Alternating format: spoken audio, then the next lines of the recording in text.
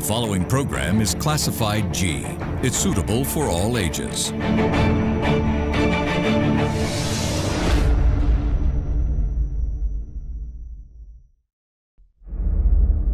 We would like to remind our viewers that the views expressed in this program by our participating guests are solely viewpoints of them who take part and does not reflect the views and beliefs of the Derana Media Network. This is an opinion-based program.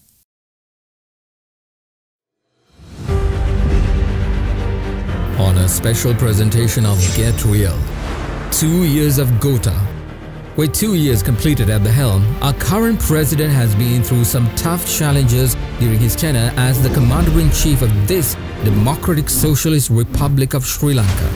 ජනාධිපතිවරයා වශයෙන් මගේ වගකීම වන්නේ රටේ සියලුම ජනතාව වෙනුවෙන් සේවය කිරීමයි.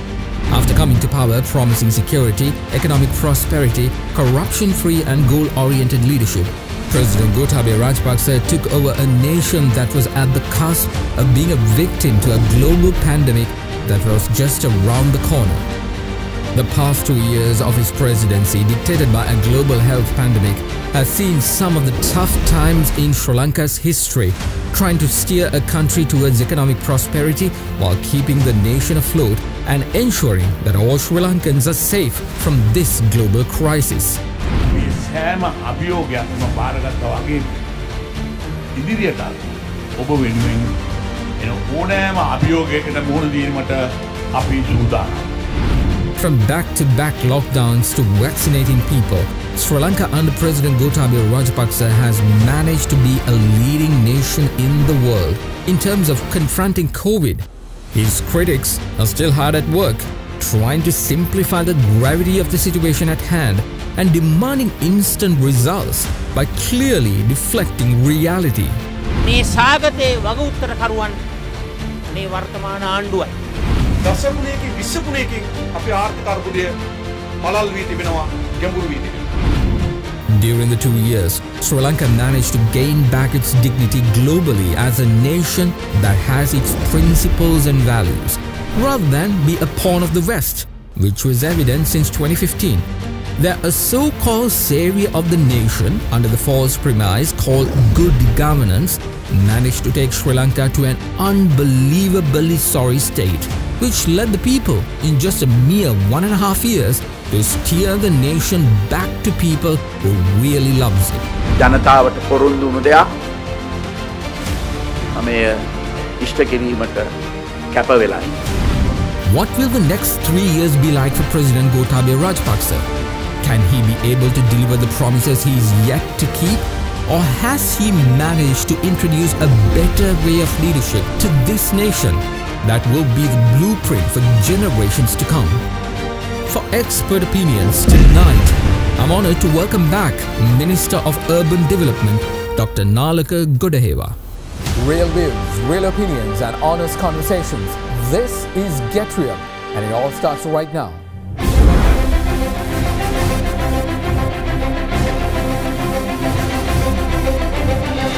This is a special presentation of Get Real. 2 years of Gotabaya presidency. The past, the present, and what awaits in the future. Now, reporting from Studio 24, here's Mahieash Johnney. Good evening. This is a special presentation of Get Real, the 2 years of Gotabaya Rajapaksa presidency. Tonight, we are looking back at the past 2 years of President Gotabaya Rajapaksa's tenure as the Commander-in-Chief of this nation. We want to assess the past, understand the present, and figure out the future. Well, in my opening statement, the president of his words. Now, before you get your undies twisted and come at me saying, what? A president of his words? Really? What has he done? Where's the economic prosperity? Where's the beautiful Sri Lanka he promised? Where's the change he enticed us with?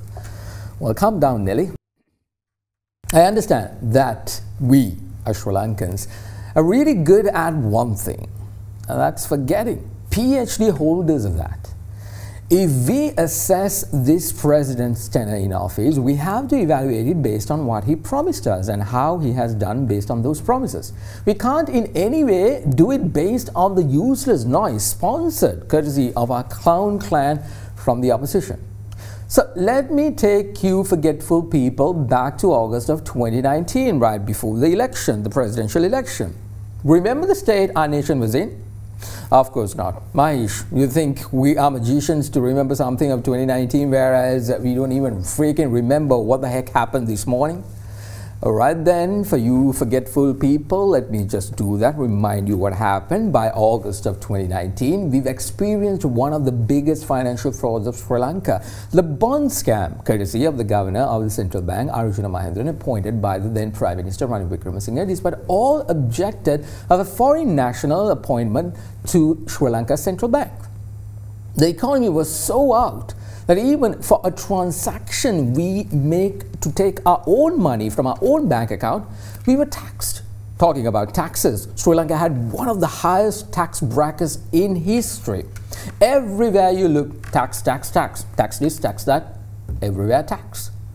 The IMF, the World Bank and all foreign money lending organizations dictated how we run our country because we've taken so many loans. State assets were sold like hot hoppers.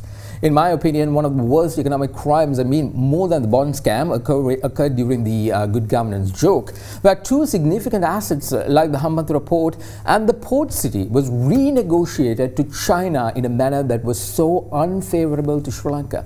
One of the achievements of the clowns at good governance.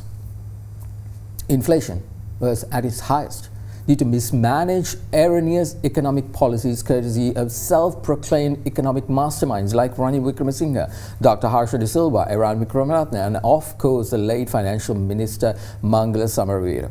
Oh wait, how can I ever forget Asia's best finance minister, Ravi Karunanika?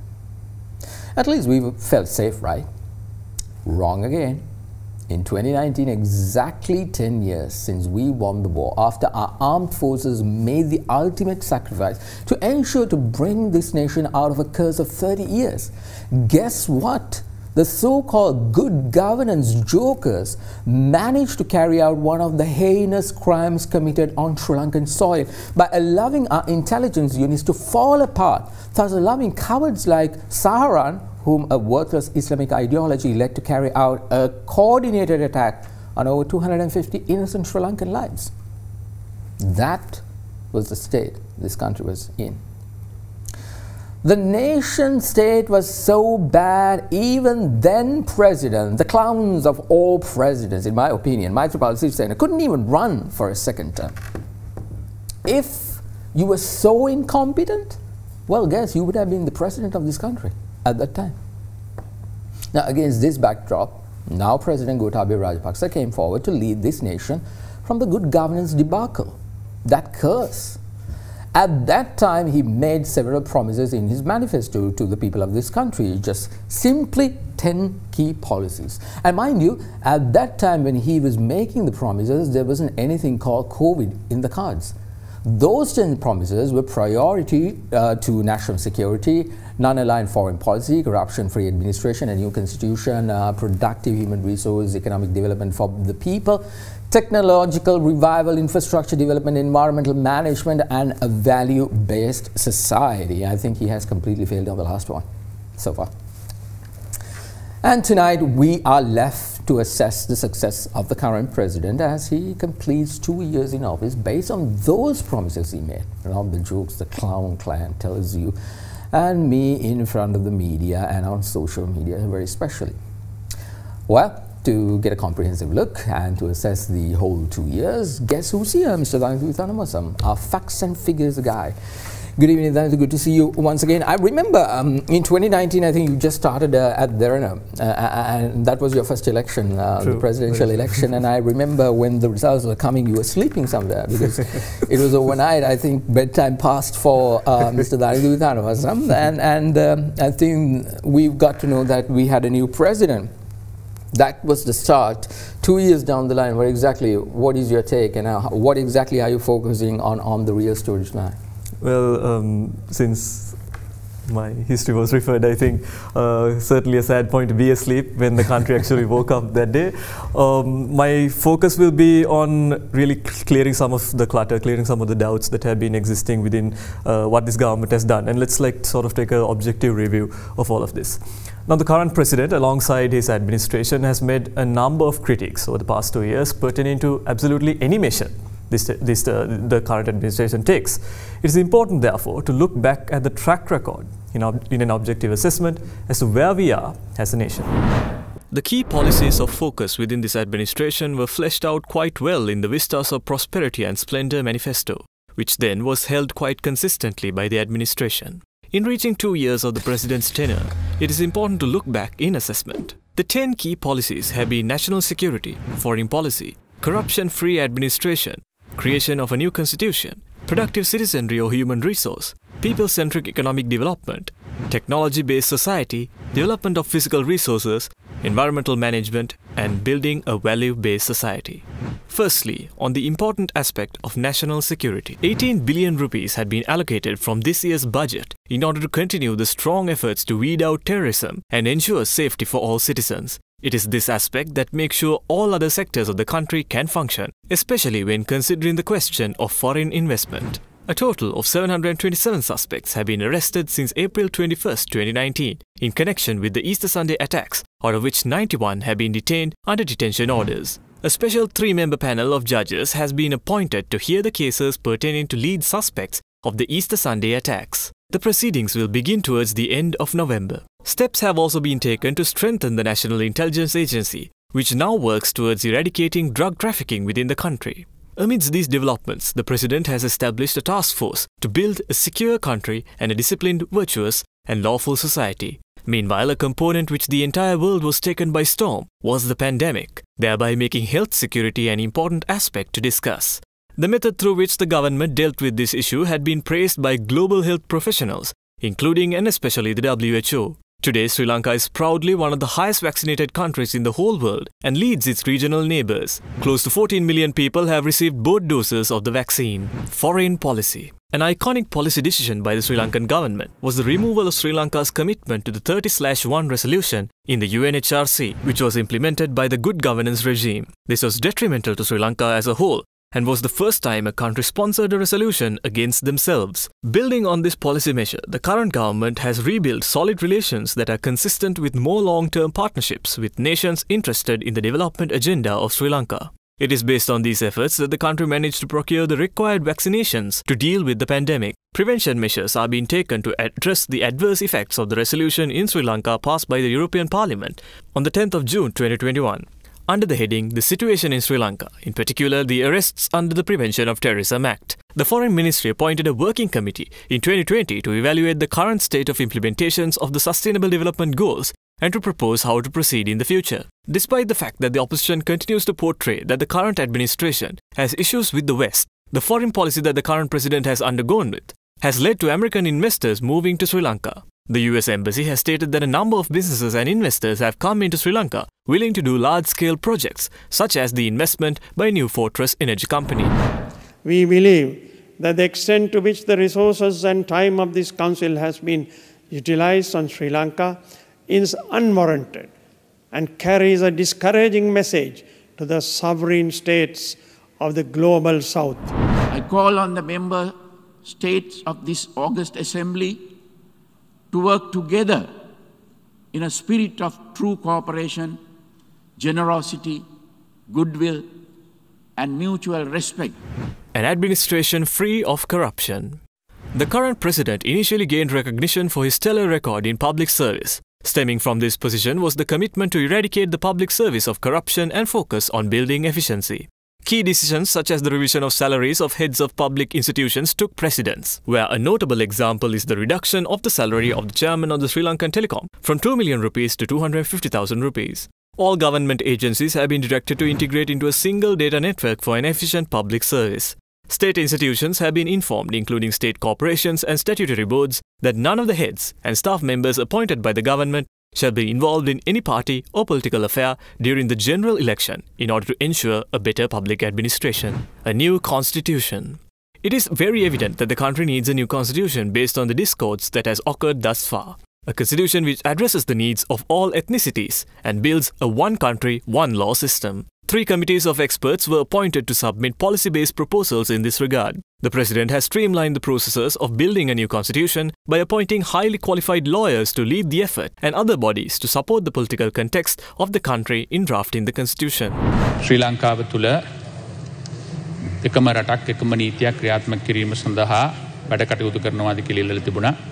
එකම රටක් එකම නීතියක් යනුවෙන් අපි කල්පනා කරන්නේ ලංකාවේ ජීවත් වන සියලුම දෙනාටම නීතිය එක හා සමාන ලෙස ක්‍රියාත්මක විය යුතු බවයි.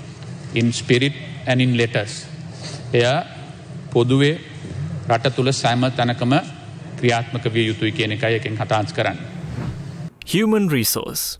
A structured approach to developing education and making a more skilled population was a key focus of the current administration. This has extended to taking a more serious look at equipping the youth with skills to uplift the country's conditions in the long run. The establishment of the Anamadua Technical College, the establishment of the Ocean University's Panadura Regional Centre, and the establishment of the Vocational Training Centre at Horana, at a cost of 615 million, provides examples of the large-scale development efforts taken by the state towards the increase of human capital. Then the last part is the VTA and the youth vocational training, and that is really critical. So I think there was a lot of effort that put by then VTA chairman Damita Wickramasinghe and the new chairman as well, to make sure that you introduce the right programs, right curriculum, and build that talent pool. And we also don't have a mechanism, like if you look at Australia, you can go to you call TAFE, right? You can do vocational training. Yeah. At a certain point, you can come back to the university system and further study. Yeah. We need to also create that. Economic development has seen a multi-sectional approach which cuts across some of the most important parts of society. The President was quite consistent in his push to protect and promote the farmer within Sri Lanka. Today, the rice farmers receive a guaranteed price of between 50 rupees to 60 rupees per kilo of paddy as never before in history. This is coupled with the effort to produce 100% organic farming practices within the country by banning the use of chemical fertilizers, pesticides and herbicides. The amount spent to provide organic fertilizer to farmers free of charge during the Yala and Maha seasons of 2020 was 282.28 million rupees, and it was distributed among 81,610 farmers.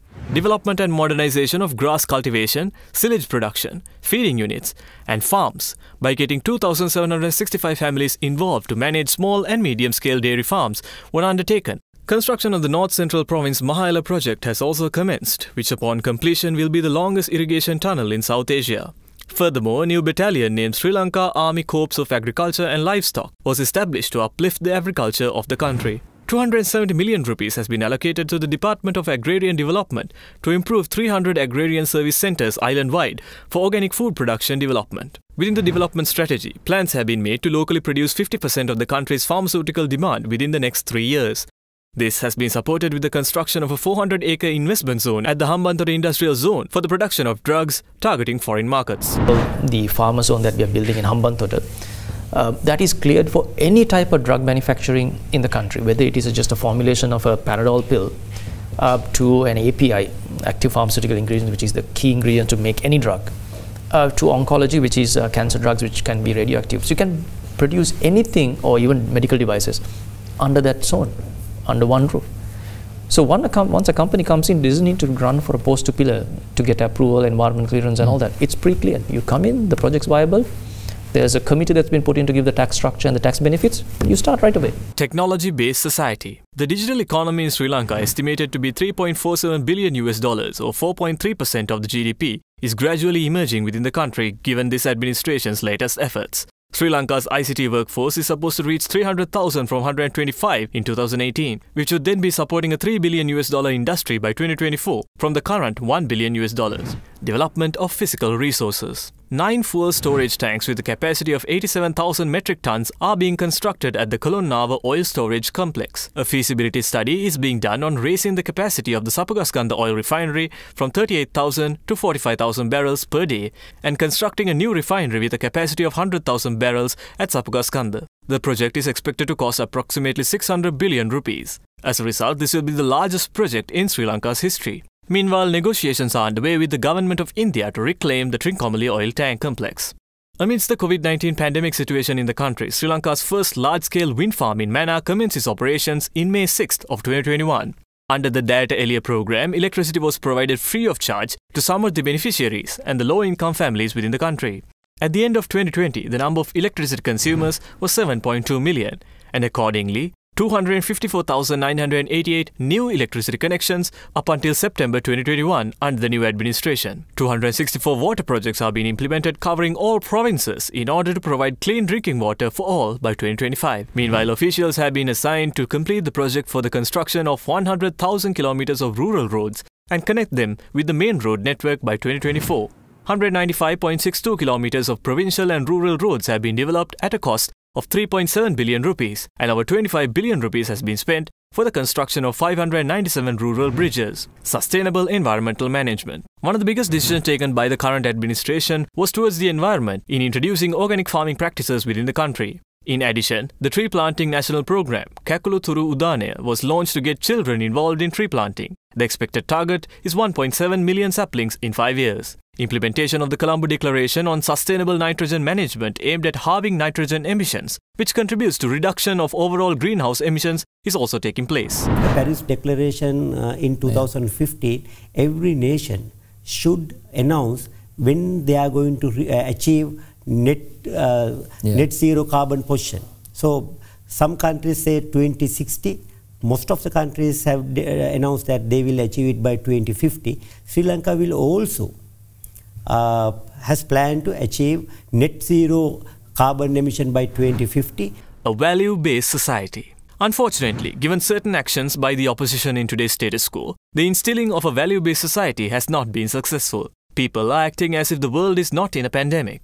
Some people are nudging towards pushing this country into a dangerous situation, while the current administration has done enough to control the pandemic. People haven't been responsible in understanding that they play a pivotal role in this regard. People had a lot of hope when he came into office, but unfortunately the country has gone down in every aspect. The economy especially, most of the countries had to go through the COVID-19 pandemic, but almost all the countries recovered, and also they took decisions to manage this pandemic in a better way. When considering these concrete steps taken by the current administration led by His Excellency President Gotabaya Rajapaksa, we must revisit our initial thoughts of whether bringing in a competent leader was all the change we needed, or should we change as citizens as well. Mahieash, contrary to certain beliefs, I believe the future does in fact look bright for this country. Of course, if what you said in the end, where if people also can change, or well, we might actually have a paradise island here in Sri Lanka. Thank you very much. Good stuff there, as always, with the real story. There, right now we are going to take a short commercial break. Upon our return, I will sit down with State Minister of Urban Development, Dr. Nalaka Godahewa, to get his response to some of the criticism that's leveled against the President during the past 2 years of his presidency, and see what objectively lies for him in the next 3. This is Get Real. Be back in a moment.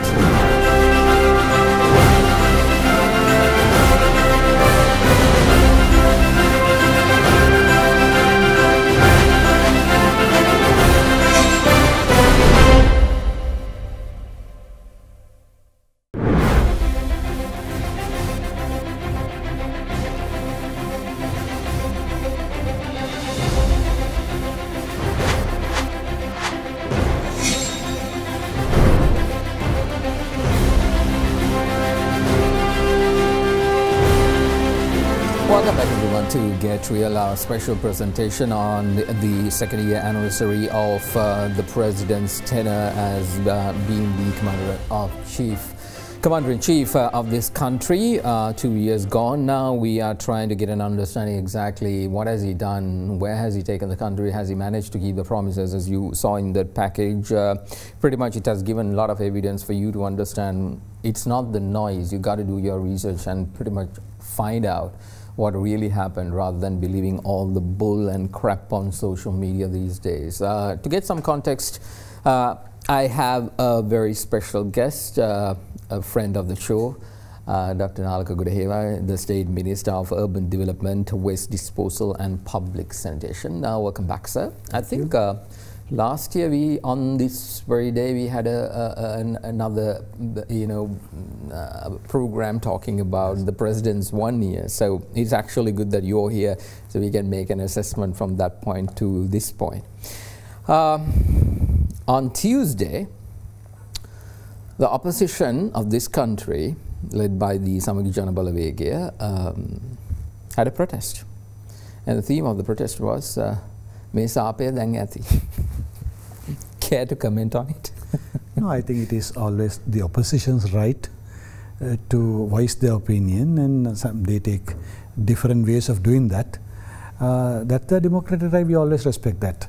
The more they do, the better it is, because if they point out something wrong, we can correct it, but more often than not.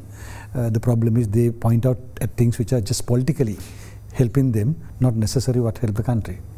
One of the criticisms they have, I saw Dr. Raj Senaratne making a statement in the media saying that the government is scared because of that.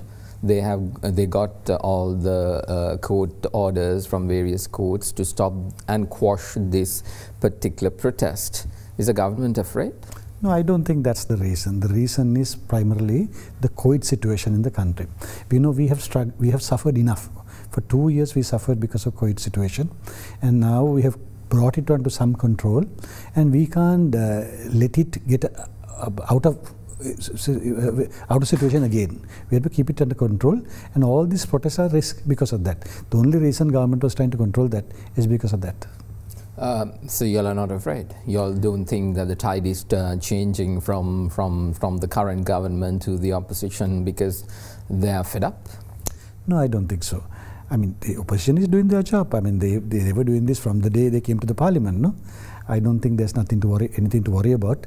The important thing is we have done some job during the last 2 years.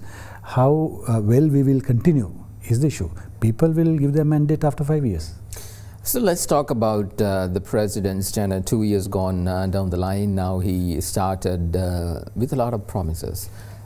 Earlier on we showed our viewers 10 key promises he made, and we try to objectively assess based on that, and it actually gave us an idea about what really happened and what did not. Minister, what is your view? You were very close to the President during the campaign, and you're still very close to the President. You are a key advisor to him in terms of economic and other matters of the government. How can you objectively take a stance and understand and tell us your viewpoint of the last 2 years of the President? Before I answer that, I would like to make a small correction. Yes, we were working very closely with the President. We were part of the think tank which brought the government, and we were very much involved in the formation of the manifesto. But once the government is formed, there's a cabinet with ministers taking different responsibilities, and it is the cabinet which works closely with the government as the executive part. We have been given different responsibilities, so we take care of those responsibilities. So when it comes to overall economic management, I think we must look at the government per se, not as individuals advising. Then coming to your question, I think we must always look at President's performance in relation to what was promised and what was expected. So let's go back to the latter, what was expected. I think people expected primarily 3 things from the President, or rather the presidential candidate in 2019. Yes, our manifesto had 10 different areas, but if you summarize, the people's expectation revolved around 3 things. The first one is national security. At that time, people were living in fear. The Easter Sunday disaster had taken place just 1 year before. Racial unrest was everywhere. A few months before. Few months before. Then racial unrest, religious unrest, all those things were there, a lot of problems, and people feared for their lives basically, and terrorism had returned after almost 10 years since the end of the war. So people wanted President to bring peace back to the country, ensure security. That's the first thing people wanted. Today they may have forgotten part of the primary requirement. Peace was the first requirement. Second one was, there was some kind of constitutional instability, or rather chaos in the country. Remember, after the 19th Amendment, people didn't know who was the leader of the country, whether it's the Prime Minister, whether it's the President, both were taking decisions. Sometimes the decisions were against each other. Once the President even dissolved the Parliament, and the Prime Minister has to remain in the Parliament and fight back and get a court order. And it was absolute chaos. And there was so much uncertainty because of that. And another bigger problem was, at that time, because of this constitutional instability, the minority parties were controlling. They had become the decision makers. So all the decisions were taken to please them. So that was a serious problem that people resented. Then people wanted a solution for that. Third one was the economy.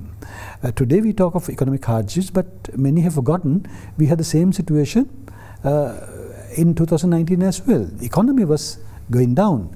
The economic growth rate had declined from almost 6.8% average from 2012 to 2014 to 2.1%, one of the lowest in the Asian region. The small and medium sector companies were getting wiped out. The banks are putting all the people on the crib, and so many problems. And unemployment was on the rise. So the economy was the third issue. So if you take the national security and the constitutional crisis and the economy, the first two already answered. I don't think we have a national security issue anymore. I don't think you live in fear anymore. The peace has returned. There's no social unrest anymore due to these racial issues or religious issues anymore. We are confident that our intelligences are working well, the security forces are in control, the country is safe. Secondly, that constitutional crisis is no longer there.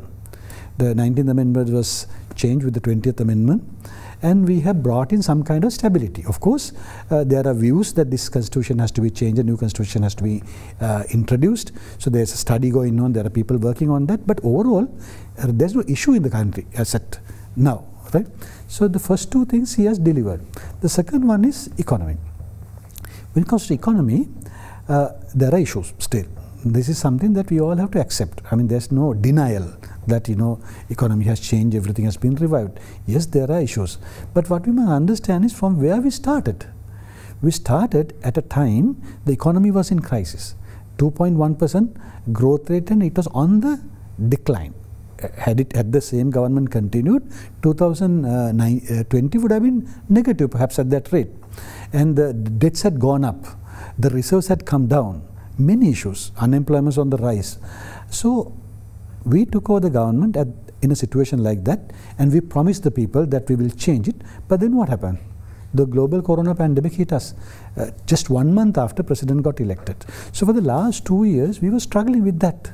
So this is definitely not normal circumstances. If you take 2020, except China, every other country, including United States of America, had a negative growth rate. All the developed countries, all the countries that you know of, had negative growth rates. So Sri Lanka also had the same average, minus 3.5%, the world average. So we are now 2021, we have started recovering from that. But still, there are certain problems remaining that will be addressed with time. I want to get, during the conversation, deep into those kinds of issues that the people are saying, but I want to get your reaction to something that is very famous during these days and on social media. This statement, Sir failed. So apparently, Sir has failed according to the opposition, according to his critics, and even the protest that was held by the opposition, they are claiming that the President has not delivered. What do you think about that? Has Sir failed? No, I don't think he has failed. As I told you, of the 3 things that the people wanted, 2 he has delivered very well. These 2 they couldn't deliver for 5 years. They made a real mess out of it. So President has delivered in that. And when it comes to economy also, I think we are working on it. We have certain issues that needs to be addressed. The problems that we are facing today are not problems created by us. These are problems handed over to us. And we are gradually resolving them. And at the same time, if you look at what President promised in his manifesto, there were 10 areas, right? In all those areas, he has delivered. Take education, hasn't he delivered? Take rural infrastructure, hasn't he delivered? Take national security, hasn't he delivered? in technology, we are moving forward. If you take one by one, we can go into detail and discuss. But then why isn't the common man on the ground is not feeling this? Because for them, what we see, I mean, I'm sure when you come out, when you travel, on Tuesday, there were lines at the petrol station. When you go into the market, prices are high. People are not feeling that, Minister. How exactly do you manage that challenge? Because you say these things are happening, but when people put their hand into the pocket, which is exactly what they want, there should be money. I understand very clearly that they have completely forgotten about the fact that we are in a COVID situation, and I also attribute to the President and the government and our health officials, the military, everyone, and I attribute to them the very fact is that they may manage to maintain what from 2015 what we lost. They brought it back, and then there's a maintenance. Now maintaining itself is really hard. That's happening in this country. So because of that, people have forgotten that we are going through a COVID situation, a global pandemic, and all those things. Now how do you address that? Because despite what you say, the common man does not have the ability to understand, except the fact that when he puts his hand into his pocket, if there's more money, he's happy. When there's not, he's not. You are absolutely right. At the end of the day, what matters to the common man is his income, the cost of living, the normal problems. That we cannot deny that's the truth. And today he's having problems, as you very correctly said. On one side the prices have gone up, on the other hand there are shortages for various items that he want to purchase. That problem is there. Now, since we are now talking to a more educated audience in this particular program, let's try to understand what's the issue. Because if you do understand the issue, then you will understand the solution. It's the responsibility of a government usually to control the cost of living, escalation of prices. Why is government struggling right now? Right, there's a problem. Yeah. That you and I both understand that. We must understand the big picture, how we arrived here, right? Now in any country, or rather let's take Sri Lanka, we have had successive governments since independence. And every government we have had the reason of inflation and the cost of living going up. When there's a surge of prices, what do governments normally do? Let's take in the past, what did government do? They use two things. One is taxation. Second one is control of imports and imports. This is what governments do to control price fluctuations, going down or going up. Let's say if the prices are going down because of excess production. Let's say farmers have grown more paddy or some other agricultural product, and the production yield is greater, and there's excess supply in the market, and the prices are coming down. In order to protect the farmers, the government usually increase taxes on imports and control imports, and thereby control the supply and demand, help the producer. The other way, if the supply is less than the demand, right, like what you are facing today, and the prices are going up, the government usually encourage imports. You bring import products, reduce the taxes on imports, and again create the balance, supply and demand. But today, can you do that? We are struggling with that. In order to bring products, import products, you need reserves, because the local importers do not have dollars in their hands, no, they have rupees. They have to convert their rupees to dollars. To do that, they have to go to the banks. The banks don't have dollars, bank has to go to the central bank. But what is the situation in the banks and the central bank? What is the situation with the reserves in the country? We are down to 2.8 billion reserves, which is sufficient only for a couple of months of imports. Then the question you have to ask is, why, how come we arrived here? Who is responsible for this situation? I'd like to take a minute and explain this. Right? If you go back to 2014, in 2014 we had foreign reserves of 8.3 billion in the kitty. Right? If you look at 2009-2014 period, continuously these reserves are going up. And according to the central bank projection at that time, they were projecting, central bank was projecting 145 billion economy by 2020. At that time it was 80 billion. They were projecting 145 billion economy by 2020 and $6,000+ per capita, and also foreign reserves about 14 to 15 billion. But in 2019, when we were when we got the government back, what was the situation of the foreign reserves? We had not reached 14 billion. In fact, it had gone down. We were at 7.2 billion. So that was the beginning of the problem. Then, how do we normally generate dollars in the country? It is through exports, primarily. And exports in the country, on average, if you take simply, it's about 10 billion. For the last 5-6 years, it had been the same number, more or less. Our imports about 20 billion. So we always have a trade deficit of about 10 billion. How do we overcome this trade deficit? That is mainly through tourism income, which is roughly about 4.5 billion, plus foreign remittances, that's about 7 billion. And then there was always, if you take the last couple of years, about 1.5 billion foreign investment, direct investment coming every year. With all those things, we were managing this problem. But then what happened after 2019 with the corona pandemic? The exports and imports, more or less the gap was maintained. But the tourism completely disappeared. Foreign remittances got affected because more than 200,000 people returned to the country. And the foreign investments didn't come because nobody was investing anywhere.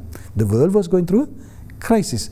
And we could have managed that situation if we had the reserves at the level that was originally predicted. If it was about 14 billion, 15 billion reserves, we would have managed. But we had only 7.2. And on top of that, we had to pay another 11 billion, 2020 and 2021, settlement of debts. So that is why we are in this crisis. So this crisis was not created by this government. This crisis could have been avoided if the previous government had continued the economic growth pattern that was there until 2014. Simply, if we say that to the public will always turn back and say, that's why we brought you. Correct. That's the reason we got rid of the good governance debacle and we brought you. So what's the solution? No, I think the solution is something that many people don't want to hear. See, I told you most of the problems that we see today, this escalation of prices, shortage of goods, most of the items that are in shortage are important. No, that's the problem, right? It's all, everything related to this dollar crisis. So I think we have to get out of this, and we need to see how we can get out of this. One can argue, of course, you have to increase exports, you have to bring tourists back. It is not going to happen overnight. It will take time. But there's something that we can do perhaps a little faster. That is to bring back the foreign investments, foreign direct investments. And that is where, rather than fighting and complaining and criticizing, I think everybody must get together and look at how we can bring some foreign direct investments, at least to get out this crisis. Because we have a crisis situation. So there I think we need some kind of a common understanding, particularly within the government, that we need to focus on foreign direct investment during the next 1 year. 2022, we have to bring some money in. Of course, we can go and borrow. That central bank is looking at. Central bank is looking at swaps. That also will help. But foreign direct investment is definitely one faster way. There were foreign direct investments here in Sri Lanka. Projects were, even if you take the Ugadanavi power plant, if you take the Advani, the port, I think it was one of the areas in the port to be developed, and which is not constructed yet. And they came.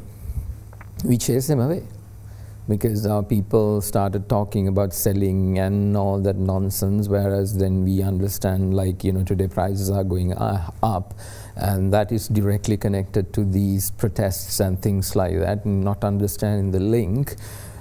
We chased them away. We did that same mistake with the Hambantota port, which was pretty much one of the biggest mistakes.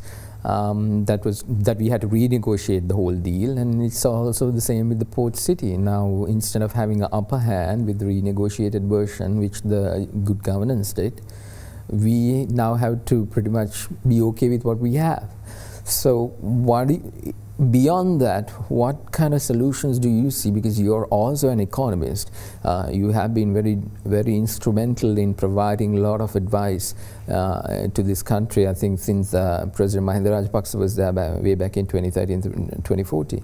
So what do you think? Like, okay, foreign direct investment is even though investors come, they might think, okay, these guys don't want us to be here, so we'll take our money somewhere else.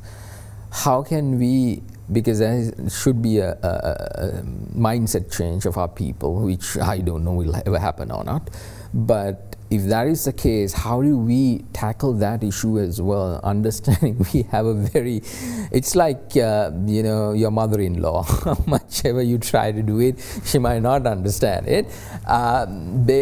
Based on something like that, how do we change that and actually get out of this crisis? Because that is what's really important for us as a nation. How are we going to get out of it? We're talking about being like Singapore, Dubai and all that. I think we are way behind right now. So what do you think, in your personal opinion? See, actually, all the solutions were discussed in the President's manifesto. We don't have to reinvent the wheel. We mentioned in the manifesto what needs to be done. What we need to do now is to implement those things. Of course, we will not be able to do that in 1 year, but we have 3 years to go. I'm sure we will be able to do those things. So take, for example, the foreign remittances that we are getting. Most of these people who are working abroad and bringing money to the country are unskilled workers. They are getting, let's say, $500, $600, $700 at most per month. We mentioned at the time we were preparing the manifesto, let's move towards more skilled workforce. The example that President kept on quoting was nursing, because a nurse who goes abroad, a qualified nurse, can bring about, basically she can earn about $5,000, $6,000 as opposed to a housemaid who's earning $500. So we are working on that. The President has already started developing the nursing schools that are in the system, and the problem that they have is their program is only 3 years. In order to send a nurse to a European country, the program has to be extended to 4 years. So that work has already been done. I think from next year onwards, the 4-year degree program will start. And so the already existing nurses can go and get that 1 year additional training and then seek foreign employments. Caregivers who can earn about, let's say, 3 lakhs a month or 4 lakhs a month, $3,000, $4,000, $2,000, $3,000 a month. You need only a 1 year training program and NVQ4 level qualification, and now our skills development institutes are working on those things. So those things will happen, and that will make a significant difference. And even encouraging exports and all those things, everything was there. But the problem you very correctly mentioned, the implementation. I think when it comes to implementation, even as a minister, I'm also struggling with the system, because system has so much bureaucracy and negativity and laziness. Breaking that barrier is very difficult. And also one of the biggest problem is because of 2015-2019 period, the way then government treated the public sector, taking various people to bribery commission, FCID and various things. People are afraid. People are scared to take decisions. And if senior management in the government are not taking decisions, politicians alone can run the country. So that is one problem we are struggling right now. We have to change that. We have to get people to work. So the policies are there, implementation is what is required. A lot more to discuss with the State Minister of Urban Development, Dr. Nalaka Godahewa. We are in conversation about the 2-year anniversary mark of the President. He completed it actually today, and we're looking at what has happened, where we are and where we need to go. You're watching a special presentation of Get Real. We'll be right back.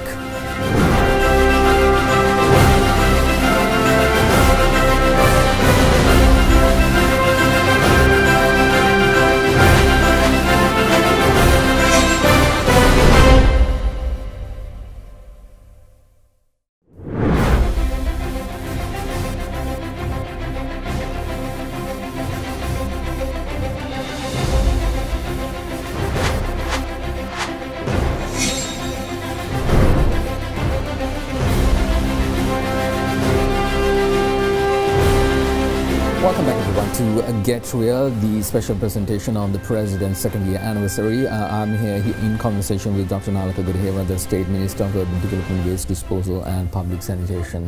Doctor, there are lots of criticism, and you've been addressing them and we've been talking about them. There's another criticism against the President right now, which is pretty much going on round and round in circles in the public space. It's about the organic farming decision where the president has banned chemical fertilizer and is requesting the public to move towards organic fertilizer. Now this decision is directly affecting that common man who's down on the ground, the grassroots level. What do you think? What is your response to that? The criticism is so loud, they say this was a wrong decision to take. This was not the decision to take right now, and they're talking about step by step, but then there is a lot of evidence which says you can't do it step by step, you've got to rip the band-aid. So what is your response to that? What do you think? Has the president done the correct thing here? See, if you look at the fertilizer issue, this has a long history. No, this is not a recent one. If you take, for example, the previous president, 5 years, he was continuously talking about solving this problem. He wanted to reduce usage of chemical fertilizer. And he actually spoke about something very crucial. He was more interested in the CKD, the chronic kidney disease, where he could directly attribute it to using of chemical fertilizer, and there was like lots of work he did on that area. Exactly. So between 2005-2019 period, we spoke a lot about that. The only solution we finally introduced was building a hospital. Apart from that, nothing happened. So in our manifesto also, we mentioned that we need to reduce this, and of course at that time we gave a time period, over a period of time.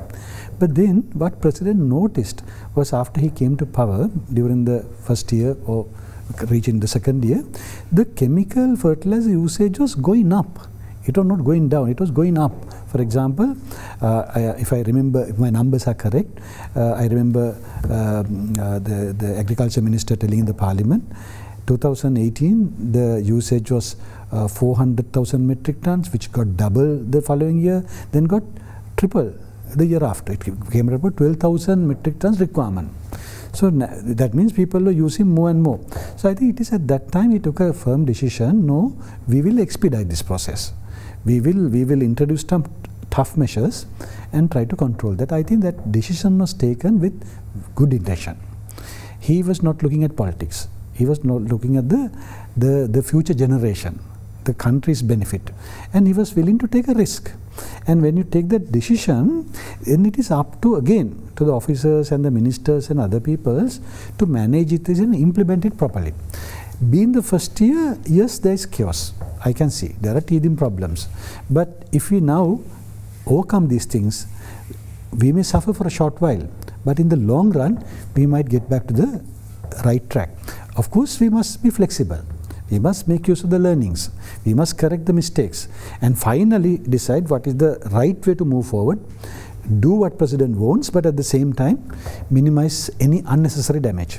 Do you think the President is taking understanding and doing course corrections as per what he's learning right now, or is he a stern person who says, no, this has to be done this way and that's it? Because that seems to be one of the actions he would take, and if we actually be realistic about it, if there is an election today, very much your party will lose because of this one key aspect of things. So how exactly do you think he learns from whatever the issues that are going through, or how does he deal with that? See, if you take my personal experience with him, I think he listens, but you have to tell him, you have to argue with him, you have to justify.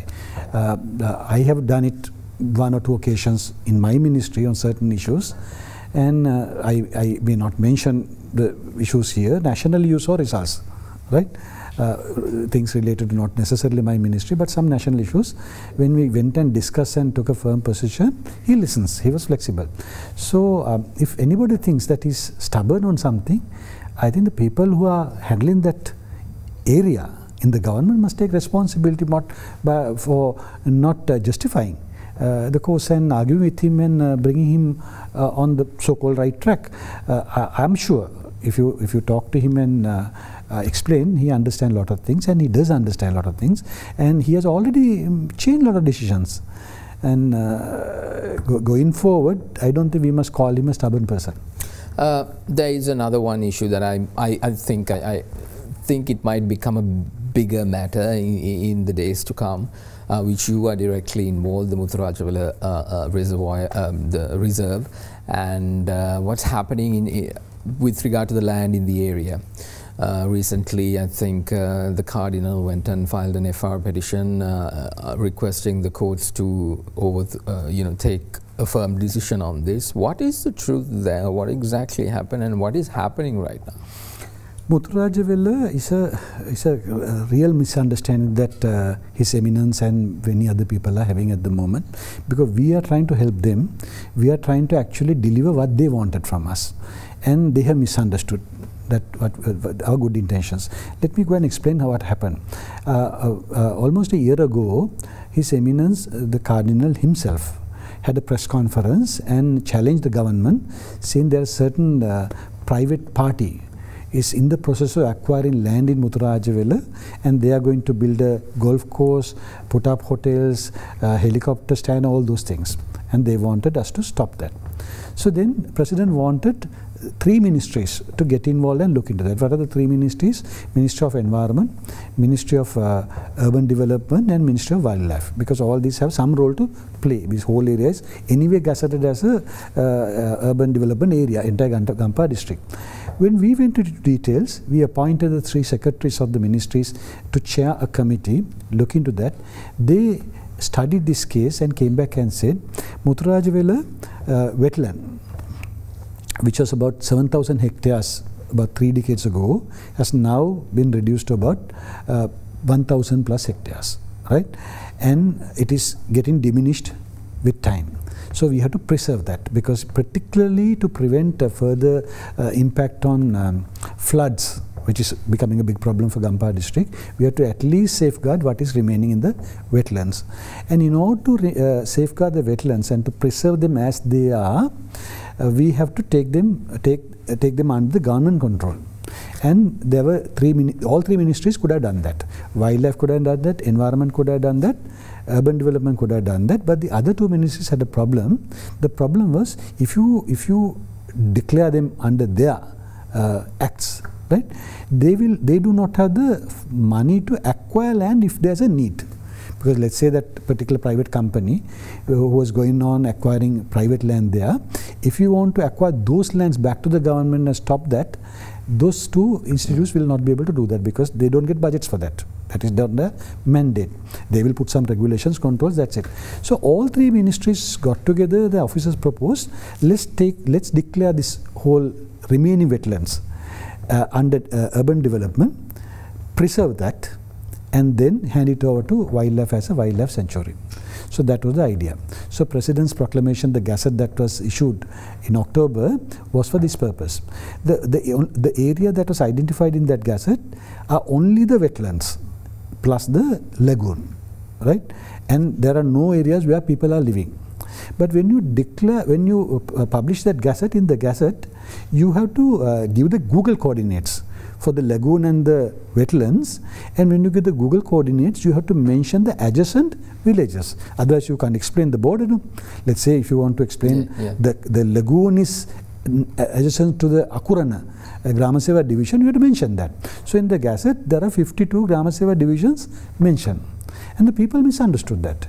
People thought we are going to go and acquire those villages, and even the church misunderstood that, people misunderstood that, our own politicians misunderstood that. That is the whole misunderstanding. All we are proposing is to protect the wetland and the lagoon.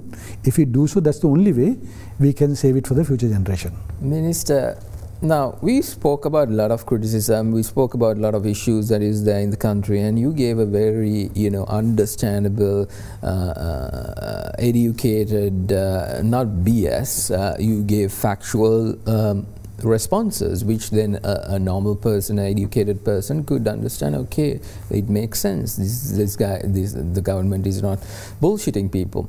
So why isn't that happening from the government per se? Why is there a communication error? Why is the government failing? Because this was the same with the 2015 the good governance. They couldn't tell what they were doing. Why are you all also falling into the same trap of not being able to tell the people this is what we are doing, correctly informing them what you just said right now? It would have been just a conversation which would have ironed out a lot of things. Now, why is not that happening? Because are you all hoping that you all will go out of power three years down the line, or is that the plan? What exactly is the thinking behind the government, the president, everyone? No, I think I admit we have the same problem the previous government had. There's a huge communication issue. I mean, you know that I came to Parliament only 1.5 years ago. First time to the Parliament, and coming into the political system, I see these communication gaps everywhere. It is the system. Whatever the party, very little discussion when you take a decision to communicate to everybody, get everybody's views. At least, even if you don't take everybody's views, educate them to go and talk to the public. So this system has to change, and we have been voicing this opinion, and we have been talking to our leaders. Let's change that. Unless we change that, this communication issue will always be there. We are doing a lot of good things, but they are misunderstood by the people. Exactly. You'll understand the lack of explanation from the side of the government leaves room for the lie to take precedent, because that is what's happening on social media. Even today, when I was coming in the vehicle, the person who was driving, he told me that there's a new passport which is issued for the port city, which I knew it was a flat out lie, but then this is happening. So why isn't the government taking more steps to address that?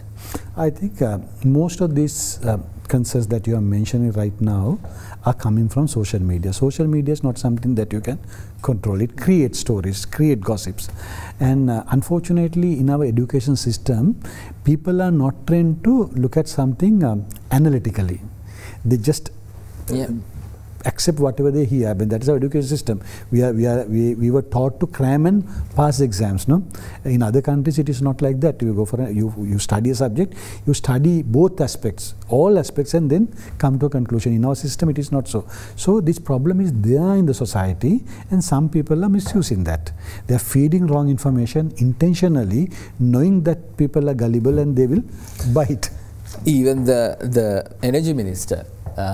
Press conference on Tuesday, he said that apparently one person created the fuel disruption where, by just putting some lies on social media. So I think you all really need to focus on that communication gap. Let's take a short commercial break. I'm in conversation with Dr. Nalaka Godahewa, the State Minister of Urban Development. This is a special presentation of Get Real. We'll be right back.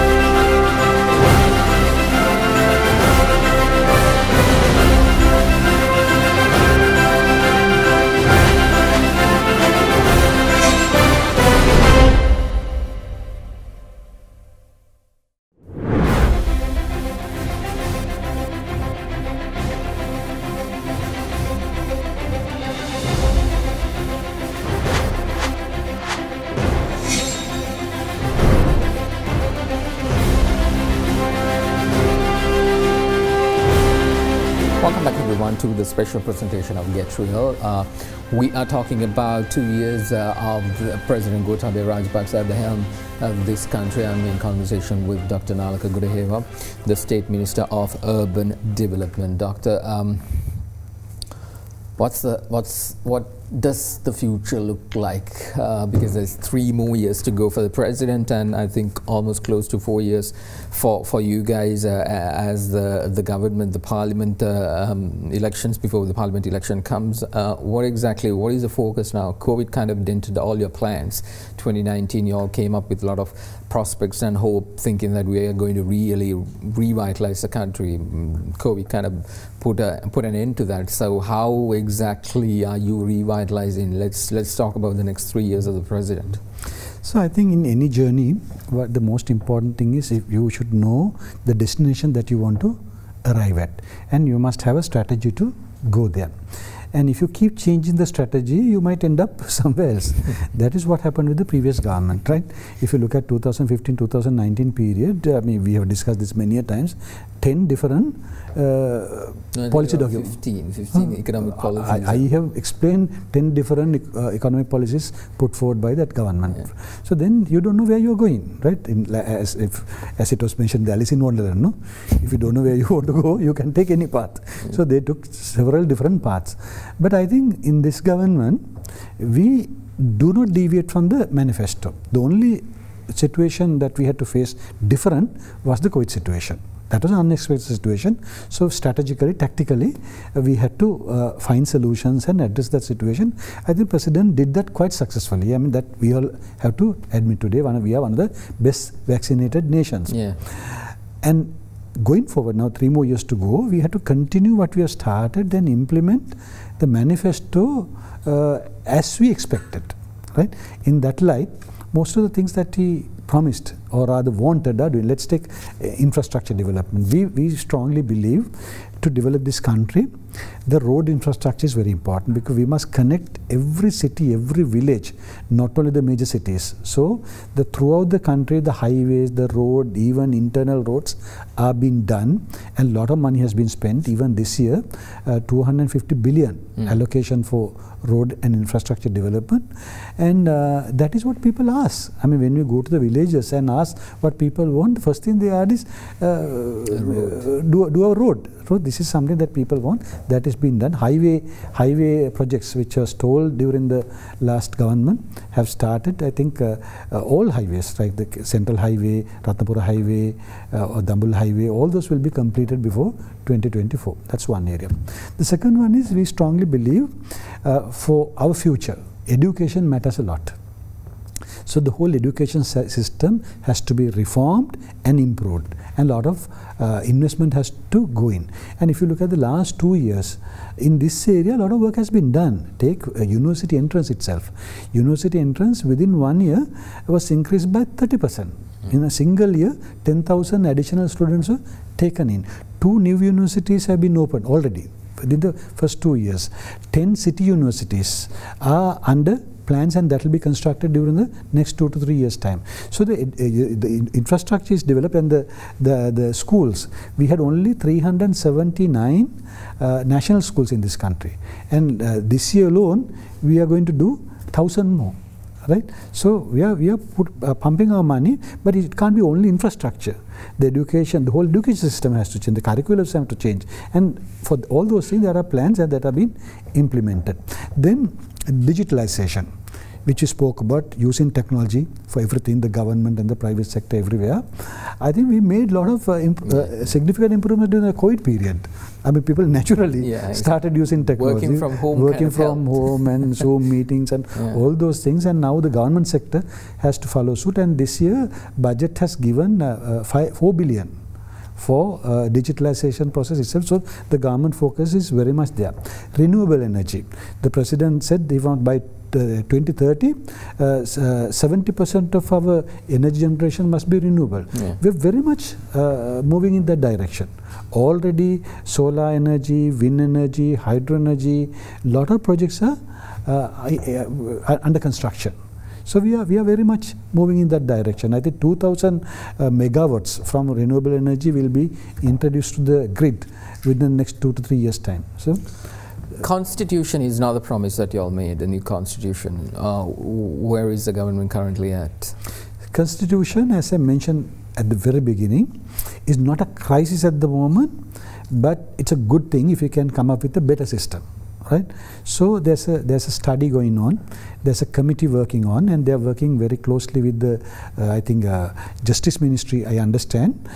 Very soon it has to come out now and they must start the discussion with the political authority. If I find something slow in that process is that it has not come to the political circles yet. I expect it to happen soon. But the political dialogue is so much important in that all parties must discuss what these proposals are, and finally we can bring it to the parliament and debate and decide what we want to do. State Minister of Urban Development, Waste Disposal and Public Sanitation, Dr. Nalaka Godahewa, always good to speak to you. A lot of clarity here, sir. I hope that you can take that message to the government and say we need to do this with the public, because telling the public is more important, just not doing things, not underhand, but you're doing it. Then again, if it is not getting the recognition and the response it needs, then how do people know? That is something I hope in the next 3 years you would actually rectify. Thank you very much for being here. I really appreciate it. Well, that's all the time we have for you tonight. Thank you very much for watching this special presentation. 2 years of President Gotabaya Rajapaksa, 3 more to go. We will be watching in every year and get an assessment and try to understand what exactly he has done. Has he delivered? Has he not? And keep him accountable. We all need to do that. Thank you for watching. Make sure you stay positive, test negative. I'll see you next time. Good night.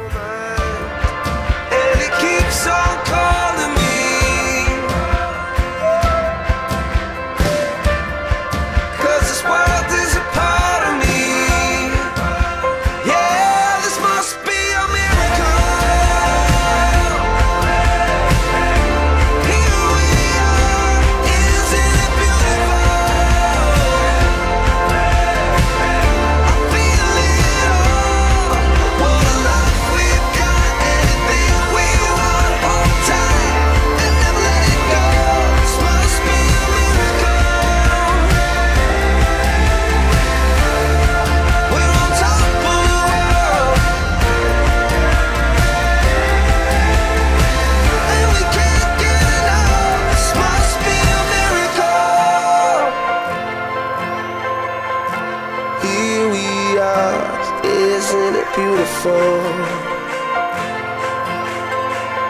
I feel it all. It's a miracle. Here we are. Isn't it beautiful? I feel it all. What a life we've got. Anything we want. Hold tight and never let it go. This must be a miracle.